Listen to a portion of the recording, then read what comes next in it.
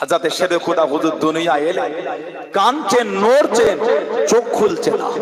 সব বলছে কানা ছেলে হয়েছে, অন্ধ ছেলে, এই ছেলে যে চোখ খোলে না। আল্লাহ নবী টুকটুক করে কাছে চলে গেলেন। ও যুবক, আল্লাহ নবী সামনে চলে গেলেন, আল্লাহ নবী কাছে দেখে দাঁড়িয়ে গেলেন। হযরত আলী রাদিয়াল্লাহু তাআলা আনহু, হুজুর আমার কানে, হুজুর আমার ননে, চোখ দুটো খুলে দেখেন।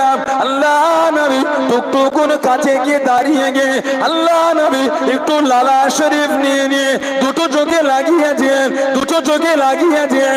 ও যুবক, আল্লাহ রাসূলের জামাতা ইসলাম জানের চতুর্থ নম্বর খলিফা হযরত মাওলা আলী রাদিয়াল্লাহু তাআলা আনহু চোখ দুটো খুলে দেখেছিলেন। চোখ দুটো খুলে সর্বপ্রথম যেটা দেখেছিলেন ওটা অন্য কিছু না, ওটা অন্য কিছু না, ওটা হলো আল্লাহ নবীর নূরের চাঁদ মুক্কানা। জোরে বলুন সুবহান, আর একটু জোরে বলুন সুবহান। ও যুবক, আল্লাহ রাসূলের জামাতা হযরত আলী রাদিয়াল্লাহু তাআলা আনহুর জন্য আল্লাহ রাব্বুল আলামিন সর্বপ্রথম অন্য কিছু দেখাটা পছন্দ করেন না, অন্য কিছু দেখাটা পছন্দ করেন না। সর্বপ্রথম যেটা পছন্দ করেছেন ওটা হলো আল্লাহ নবীর নূরের চাঁদ মুক্কানা। জোরে বলুন সুবহান।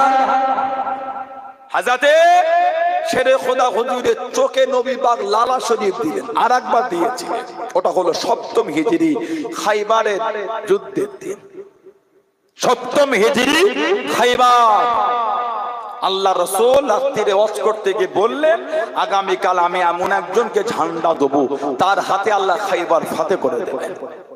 যাকে ঝান্ডা দেবো তাকে আল্লাহ আল্লাহর রাসূল ভালোবাসে, সেও আল্লাহ আল্লাহর রাসূলকে ভালোবাসে। বললেন না সুবহানাল্লাহ। সাহাবারা সারা রাত খালি কেঁদেছে, আল্লাহ ঝান্ডা মানে আমি পাই। নবী পাক ফজরের পরে ওয়াজ করছেন, আল্লাহ রাসূল ডাক দিয়ে দিলেন, আইনা আলী ইবনে আবি তালিব, আইনা আলী ইবনে আবি তালিব রাদিয়াল্লাহু আনহু। আবু তালেবের ছেলে আলী রাদিয়াল্লাহু আনহু কো? হুজুর তিনি চোখে দেখতে পারছেন না, তাবুতে খিমায় শুয়ে আছে। নবী বললেন ডাকো। নবী পাকের কাছে এলেন, আসসালামু আলাইকা ইয়া রাসূলুল্লাহ হাবিবাল্লাহ। লাব্বাইকা রাসূলুল্লাহ। আল্লাহ রাসূল সালামের জবাব দিয়ে ঝান্ডাটা ওনার হাতে দিচ্ছেন। হুজুর আমি চোখে দেখতে পাই না। চোখে যখন দেখতে পায় না লড়বো কি করে? নবী পাক লালা শরীফ নে দুটো চোখে লাগিয়ে দিলেন। শেরে খোদা আলী রাদিয়াল্লাহু আনহু চোখ দুটোকে আমার আল্লাহ ভালো করে দিলেন। জোরে বলুন না সুবহানাল্লাহ। ধীরে ধীরে বড় হচ্ছেন। কোন বর্ণনায় 7, কোন বর্ণনায় 9 বছর বয়সে নবী পাকের নূরের হাতটা ধরে ঈমানের কালিমা পড়ে মুসলমান হয়েছিল। বলুন সুবহানাল্লাহ। হযরতে শেরে খোদা আসাদুল্লাহিল গালিব আবু তুরাব, আবু তুরাব হায়দার কাররার, উনি লাফিয়ে লাফিয়ে যুদ্ধ করতেন।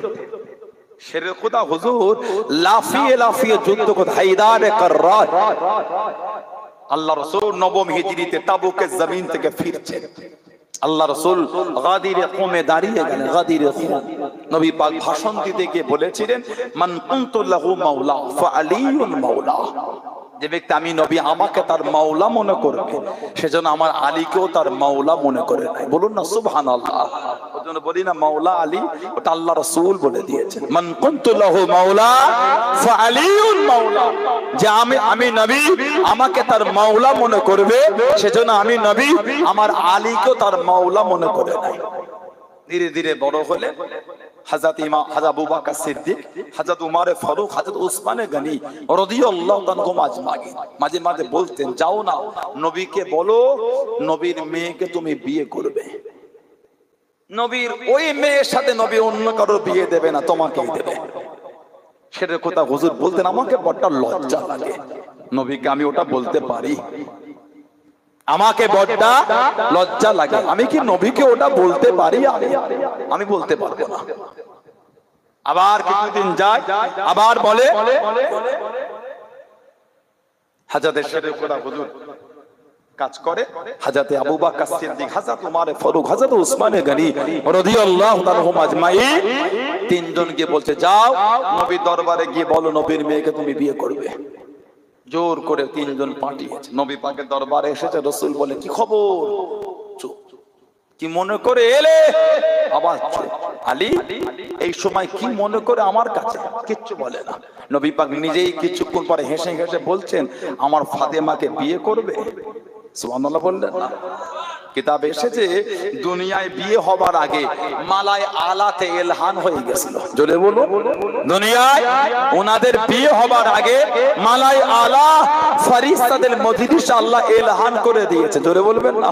আল্লাহ নবী সাহাবাদের ওয়াজ করেন, ও যুবকে, আল্লাহ নবী সাহাবাদের নিয়ে বয়ান করেন, আল্লাহ নবী সাহাবাদের নিয়ে ওয়াজ করেন। হযরত জিবরাইল আলাইহিস সালাম আল্লাহ নবীর সামনে চলে গেলেন, আল্লাহ নবীর কাছে গিয়ে দাঁড়িয়ে গেলেন। আসসালামু আলাইকুম ইয়া রাসূলুল্লাহ, হাবিবাল্লাহ। আল্লাহ নবী সালামে জবাব খানা দেন, আল্লাহ নবী উত্তর খানা দেন। আল্লাহ নবী দিকে ফিরে ফিরে মুচকে মুচকে কাঁদেন। আল্লাহ নবী জিজ্ঞাসা করলেন, আল্লাহ নবী জানতে চাইলেন, ও বাবা জামাত আলী রাদিয়াল্লাহু তাআলা আনহু কি মনে করে হযরত জিবরাইল, ও হযরত জিবরাইল আলাইহিস সালাম, আমি নবী আমার দিকে ফিরে ফিরে কি জন্য আপনি কাঁদেন? কি জন্য আপনি কাঁদেন? ইয়া রাসূলুল্লাহ, হাবিবাল্লাহ, ইয়া রাসূলুল্লাহ, হাবিবাল্লাহ। আল্লাহ পাকে নবী হুজুর বিয়াদি মাফ করুন, গুস্তাগিটা ক্ষমা করুন। আল্লাহ পাক বলে পাঠিয়ে দিন, আল্লাহ পাক বলে পাঠিয়ে দিন হযরত ফাতেমা, হযরত আলী রাদিয়াল্লাহু তাআলা আনহুমা, তাদের দুজনের বিয়ে খারাপ। আল্লাহ রাব্বুল আলামিন বরাবর কথা বলে দিন হযরত ফাতেমা, হযরত আলী রাদিয়াল্লাহু তাআলা আনহুম, তাদের দুজনের বিয়ে খবর খারাপ। আল্লাহ রাব্বুল আলামিন মালাই আলা ফেরেশতাদের মজলিসে ইলহান করে দিয়েছেন। জোরে বলুন সুবহান, আর একটু জোরে বলুন সুবহান। হুজুর ওনাদের দুজনের বিয়ের খবর আল্লাহ মালায় আলাতে ইলহান করে দিয়েছে। আল্লাহ বলে পাঠালেন ওনাদের দুজনের বিয়েটা দুনিয়ার বরাবর। নবী পাক জিজ্ঞাসা করলেন, কতজন ফেরেশতা ছিল ইয়া রাসূলুল্লাহ সাল্লাল্লাহু আলাইহি ওয়াসাল্লাম? ৭০,০০০ ফেরেশতা। তাদের সামনে আল্লাহ দুজনের বিয়ের খবরটা ইলহান করে দিয়েছেন। জোরে বলবেন না সুবহানাল্লাহ? দুজন আল্লাহ এক জায়গায় জড়ো করে, হালকা হালকা আল্লাহ রাসূল হযরত ফাতেমাকে গিয়ে বললেন, আল্লাহ নবী হযরত ফাতেমা রাদিয়াল্লাহু তাআলা আনহাকে বললেন, মা, আমি নবী আমার খানদানে সবথেকে যাকে বেশি ভালোবাসি, আমি নবী তার সাথে তোমার বিয়ের পয়গাম এনেছি। আমি নবী আমার খানদানে যাকে বেশি ভালোবাসি, হযরত ফাতেমা তো জোহরার সাথে বিয়ে হয়ে গেল। আল্লাহ রাসূল গোটা মদিনা শরীফে ওলিমার জন্য দাওয়াত দিয়েছেন। গোটা মদিনা শরীফে মুনাফিকরা লটিয়ে দিল সামান্য খাবার, গোটা মদিনার লোক খাবে কি করে? 3 দিন ধরে খালি ওলিমার খাবার খাওয়ানো হয়েছে, 3 দিন ধরে। জোরে বললে, তারপরও খাবার বেঁচে গেছে। মদিনা শরীফের বাড়ি বাড়ি পৌঁছাতে হয়েছে। বলুন সুবহানাল্লাহ। আল্লাহ পাক দুজনকে এক জায়গায় জড়ো করে হযরত ফাতেমা যোহরা তাহারা আর শেরে খোদার বেলায়া দুটোকে আল্লাহ এক জায়গায় জড়ো করলেন। কেন? জান্নাতের যুবকদের সরদার আল্লাহ পাঠাবেন, জান্নাতের যুবকদের ইমাম দুনিয়ায় আসবে, ইমামে হাসান, ইমামে হুসাইন রাদিয়াল্লাহু আনহু। এবার একটু আমাকে বলেন, আমাদের নবীর মেয়ে কটা? নবী পাকের মেয়ে কটা? আল্লাহ রাসূলের মেয়ে হলো 4টা। হযরতে যায়েনব, হযরতে রুকাইয়া, হযরতে উম্মে কুলসুম আর হযরতে ফাতিমা রাদিয়াল্লাহু তাআলা আনহা।